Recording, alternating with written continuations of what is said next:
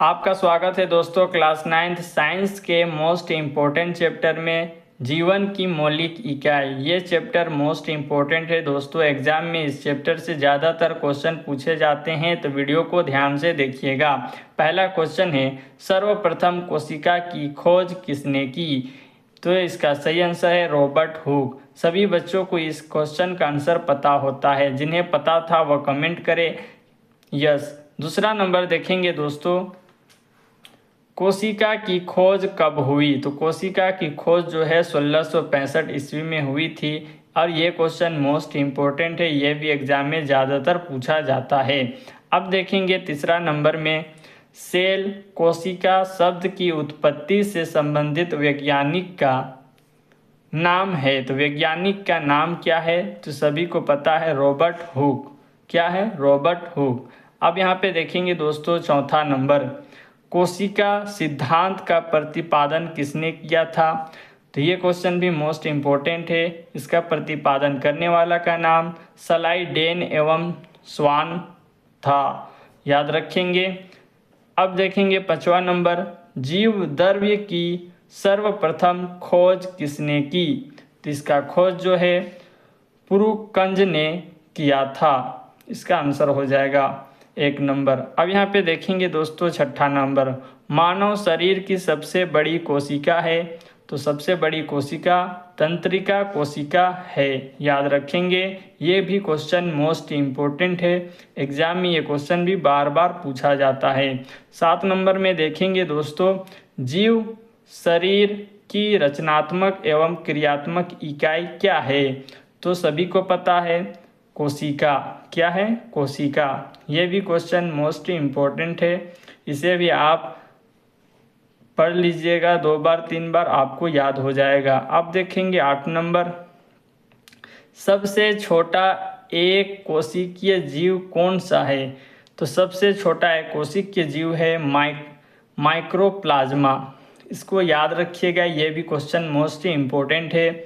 9 number देखेंगे दोस्तों, ये क्वेश्चन भी काफ़ी इम्पोर्टेंट है। आत्महत्या का थैला कहलाता है, क्या कहलाता है दोस्तों? तो ये कहलाता है लाइसोसोम, याद रखिएगा। ये भी क्वेश्चन मोस्ट इम्पोर्टेंट है। अब देखेंगे 10 नंबर का क्वेश्चन, कौन सा कोशिकांग पाचक थैली कहलाता है? तो ये भी मोस्ट इम्पोर्टेंट है। इसका सही आंसर हो जाएगा लाइसोसोम। अब यहाँ पे देखेंगे 11 नंबर में है, पादप कोशिका का रसोई घर किन्हें कहा जाता है?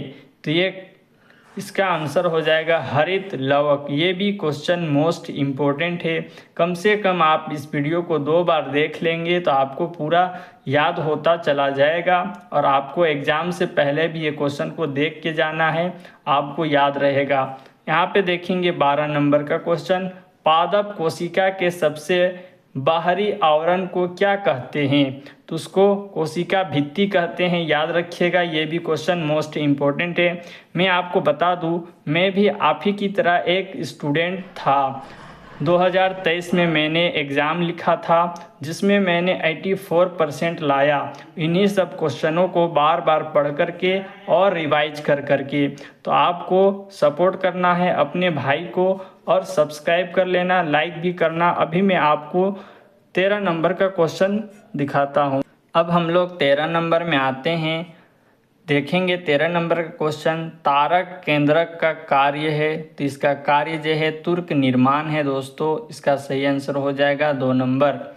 अब देखेंगे 14 नंबर, केंद्रक में पाए जाते हैं। केंद्रक में क्या पाए जाते हैं दोस्तों?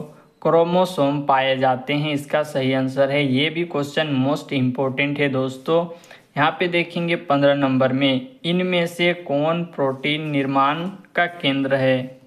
तो मैं बता रहा था इनमें से कौन प्रोटीन निर्माण का केंद्र है। तो सभी को पता है, ये क्वेश्चन मोस्ट इम्पोर्टेंट है। राइबोसोम। कौन है? राइबोसोम, याद रखिएगा। मोस्ट इम्पोर्टेंट क्वेश्चन है। एग्जाम में ये क्वेश्चन बार बार पूछा जाता है।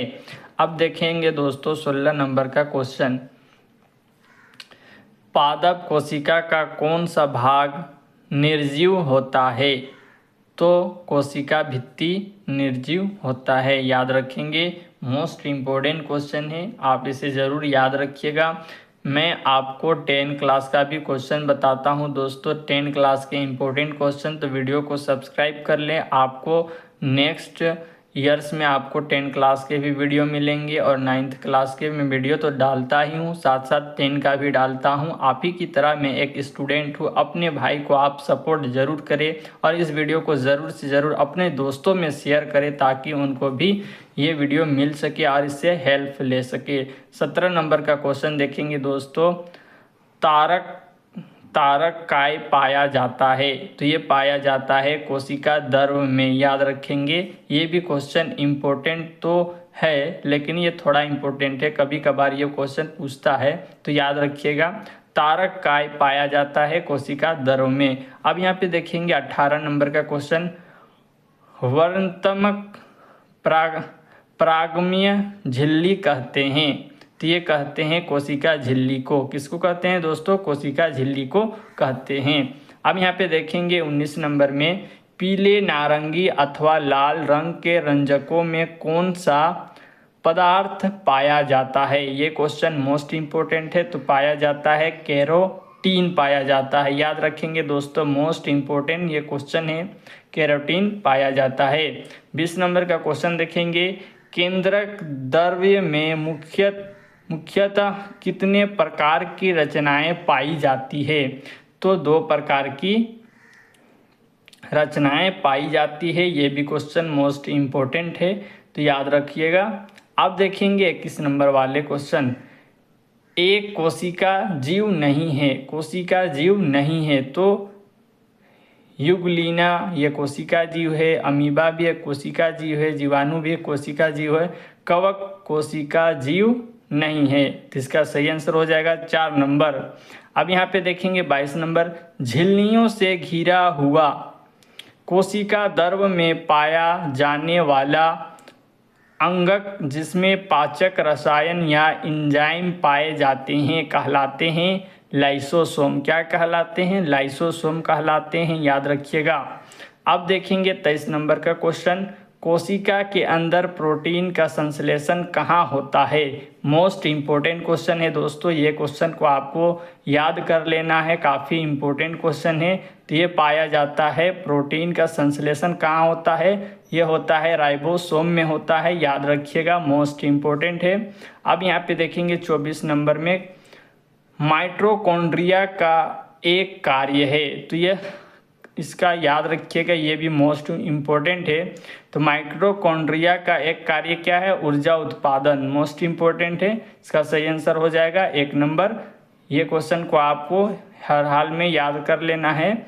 अब यहाँ पे देखेंगे 25 नंबर में, इलेक्ट्रॉन सूक्ष्मदर्शी का अधिकतम आवर्धन है। तो इसका सही आंसर है 2 लाख और एक x डाल दिए, ये इसका सही आंसर है दोस्तों। इसको आप देख लीजिएगा, इसका आंसर याद कर लीजिएगा। इलेक्ट्रॉन सूक्ष्मदर्शी का अधिकतम आवर्धन है 2 लाख x, याद रखिएगा। आगे बढ़ते हैं, 26 नंबर देखेंगे। कोशिका के किस अंगक में ATP बनता है? तो ये बनता है माइटोकॉन्ड्रिया में, याद रखिएगा। ये भी थोड़ा इम्पोर्टेंट है, इसे आप देख लीजिएगा। मोस्ट इम्पोर्टेंट नहीं लेकिन थोड़ा इम्पोर्टेंट है, कभी कभार ये क्वेश्चन आ जाता है, याद रखिएगा। ATP बनता है तो ये माइटोकॉन्ड्रिया में। अब यहाँ पे देखेंगे 27 नंबर का क्वेश्चन। ये क्वेश्चन थोड़ा इम्पोर्टेंट है। पादप और जंतु कोशिका में प्रमुख अंतर है। क्या अंतर है? पोषण संबंधी अंतर है, याद रखिएगा। ये क्वेश्चन इम्पोर्टेंट है, इसे आप याद कर लीजिएगा। यहाँ पे देखेंगे दोस्तों 28 नंबर में, लाइसोसोम के निर्माण में कौन सा कोशिकांग सहायक है? ये क्वेश्चन मोस्ट इम्पोर्टेंट है।